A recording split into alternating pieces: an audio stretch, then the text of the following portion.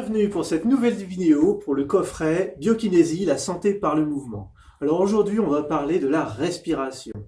Alors nous sommes constitués de 75 000 milliards de cellules et chaque cellule est autonome à sa propre vie. Il va grandir, se multiplier, manger, déféquer, envoyer ses déchets et va respirer. Donc la capacité pulmonaire, nous, quand on respire, eh ben, c'est ce que la cellule va permettre d'avoir comme oxygénation. Donc c'est très important de bien respirer.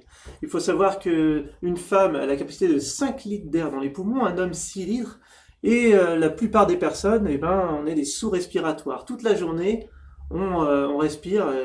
Je vois souvent des personnes qui viennent, qui sont à 2-3 litres d'air. Alors c'est la moitié de la capacité pulmonaire, donc c'est important de faire de l'exercice pour pouvoir amener cette suroxygénation, en fait, de développer sa cage thoracique, sa capacité pulmonaire. Donc du coup, pour utiliser les cartes, j'ai utilisé des petits pictogrammes et aussi des indications sur l'illustration, en fait, sur la personne qui va être représentée au niveau du thorax, et il va y avoir des couleurs. Alors quand c'est la couleur bleue, ça veut dire qu'il va falloir inspirer lors de l'exercice. Quand c'est rouge, ça veut dire qu'il va falloir expirer. Et quand il y a la couleur verte, ça veut dire qu'il va y avoir une rétention.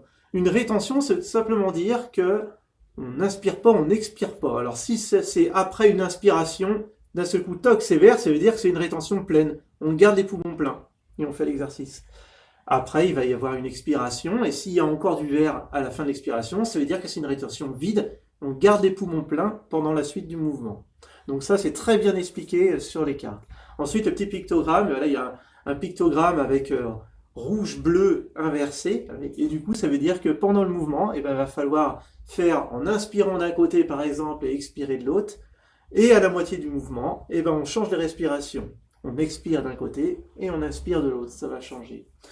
Donc voilà, j'espère que vous avez bien compris. Ensuite, l'indication, si jamais il n'y a rien à indiquer du tout au niveau des couleurs, ça veut dire qu'on respire comme on le sent, que ce soit vraiment physiologique.